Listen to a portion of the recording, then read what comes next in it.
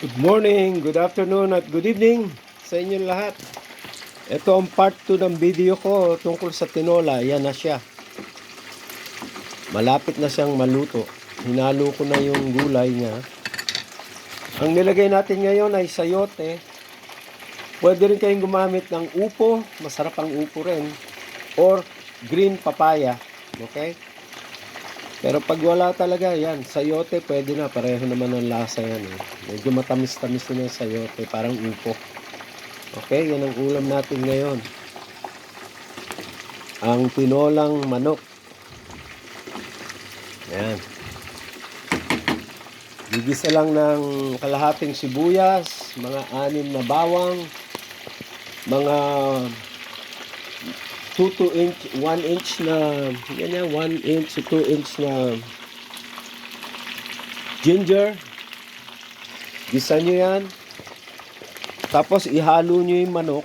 Mga konting mantika lang kailangan nyo pagigisa, okay? Mga 2 kutsara, okay?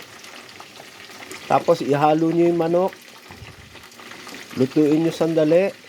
Tapos lagyan nyo ng mga 4 na cups, na ganitong cups lang ginagamit ko yan, na tubig.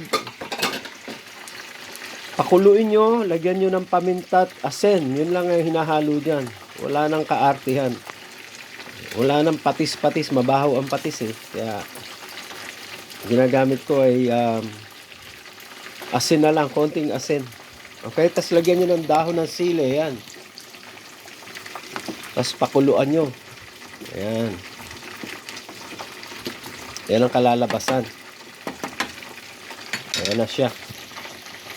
Okay. Yan ang tinolang Tagalog ng mga taga Malabon.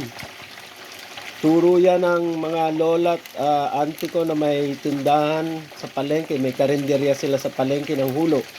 Yung mga krus. Mga krus sa hulo. Okay. Yan ang turo sa akin. Tinola ng mga taga Malabon.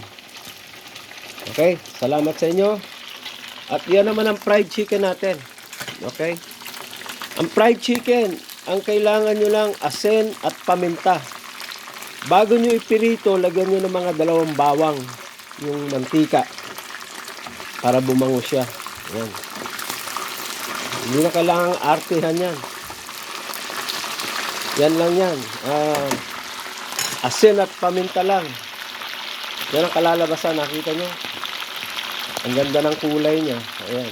Nakita nyo? Okay. Enjoy cooking. At ang pagpirito niyan, ayan. Medyo ano siya sa oil. Cooking oil. Okay? Ayan. Ayan ang kalalabasan. Yan ang tinola natin. Okay. Magandang umaga sa inyo. Magandang tanghali. At magandang gabi sa inyong lahat. Okay, subscribe to my channel. Sana magustuhan nyo ang pagluluto nyo. Kailangan dahan-dahan lang. Okay?